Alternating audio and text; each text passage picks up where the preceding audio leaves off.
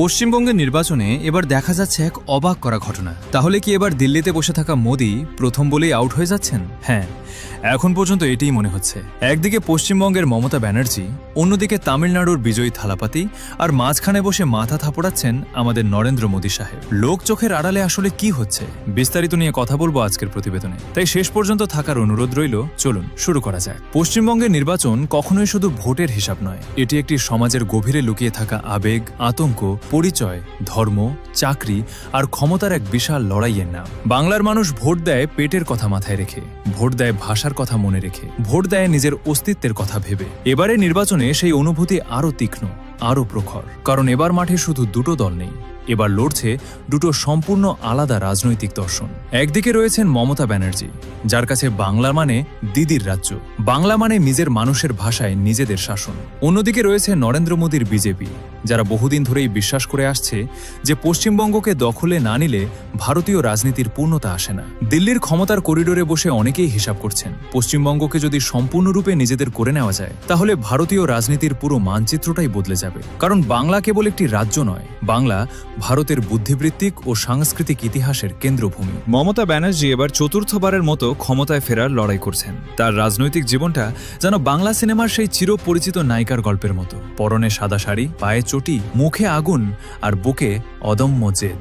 দশকের পর দশক ধরে রাজনীতির ঝড়ঝাপটা সামলে তিনি এখনও দাঁড়িয়ে আছেন বাংলার মাটিতে। তার বিরুদ্ধে এবার মাঠে নেমেছেন শুভেন্দু অধিকারী, একসময়ের তৃণমূলের সবচেয়ে দাপুটে নেতাদের একজন, যিনি এখন বিজেপির হয়ে দিদির বিরুদ্ধেই তলোয়ার তুলে ধরেছেন। রাজনীতির এই অদ্ভুত মোড় বাংলার মানুষকে অবাক করে দিয়েছে।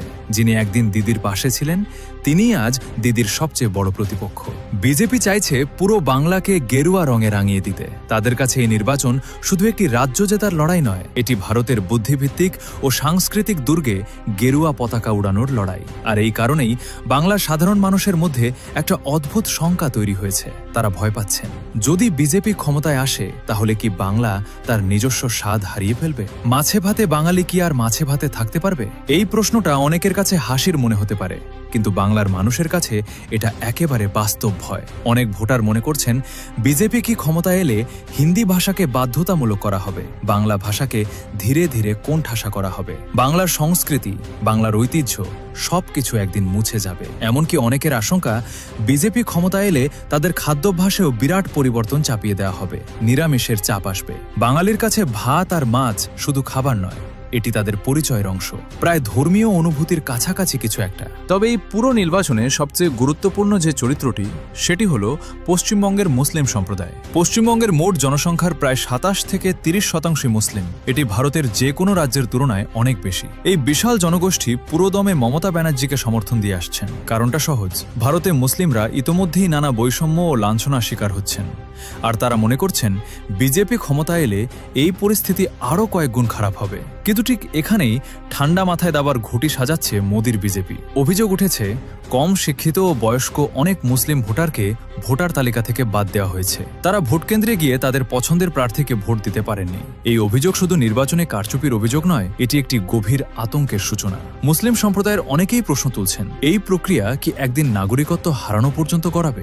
অন্যদিকে দক্ষিণ ভারতে একটি সম্পূর্ণ আলাদা রাজনৈতিক ঝড় তৈরি হচ্ছে। তামিলনাড়ুতে এখন আলোচনার কেন্দ্রে রয়েছেন দক্ষিণ ভারতীয় সিনেমার সুপারস্টার বিজয়, যাকে ভক্তরা ভালোবেসে ডাকেন থালাপাতি।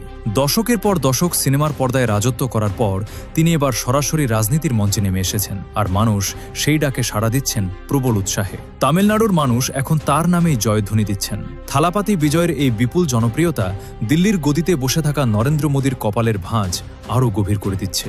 দক্ষিণ ভারতে বিজেপির অবস্থান এমনিতেই দুর্বল, আর থালাপাতির মতো একজন জনপ্রিয় মুখ সেই দুর্বলতাকে আরও উন্মোচন করে দিতে পারেন। এদিকে বিজেপি নেতারা পশ্চিমবঙ্গের নির্বাচনে আরও কিছু তাস খেলছেন। তারা নারী নিরাপত্তার প্রশ্ন তুলছেন, বারবার উল্লেখ করছেন ২০২৪ সালে সেই ভয়াবহ ঘটনার কথা, যেখানে একজন নারী চিকিৎসককে ধর্ষণের পর নিষ্ঠুরভাবে হত্যা করা হয়েছিল।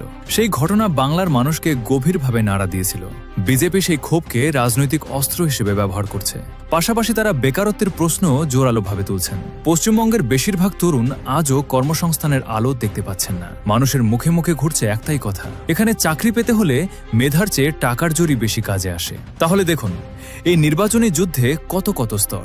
একদিকে মমতা ব্যানার্জির বাংলার আবেগ, সংস্কৃতি আর পরিচয় রক্ষার আহ্বান, অন্যদিকে বিজেপির নিরাপত্তা, উন্নয়ন আর জাতীয়তাবাদের রাজনীতি, আর দক্ষিণ ভারতে থালাপাতের নতুন শক্তির উত্থান। এই তিন দিক থেকে আসা চাপে পড়ে মোদী সাহেব ঠিক কোন দিকে যাবেন, কোন হিসাব মেলাবেন সেটা বোঝা ক্রমশই কঠিন হয়ে যাচ্ছে। শেষ পর্যন্ত বাংলার মাটিতে কে টিকে থাকবেন, দিদি নাকি মোদি, সেই উত্তর সময়ই দেবে। তবে এই মুহূর্তে একটাই কথা বলা যায়, এই লড়াই কেবল ক্ষমতার লড়াই নয়, এটি বাংলার আত্মার লড়াই। এই বিষয়ে আপনার মতামত আমাদের কমেন্টে জানাতে ভুলবেন না। আর আমাদের পরবর্তী ভিডিও মিস না করতে চাইলে এখনই আমাদের ইউটিউব চ্যানেল সাবস্ক্রাইব করুন এবং ফেসবুক পেজটি ফলো করে রাখুন। ধন্যবাদ সবাইকে।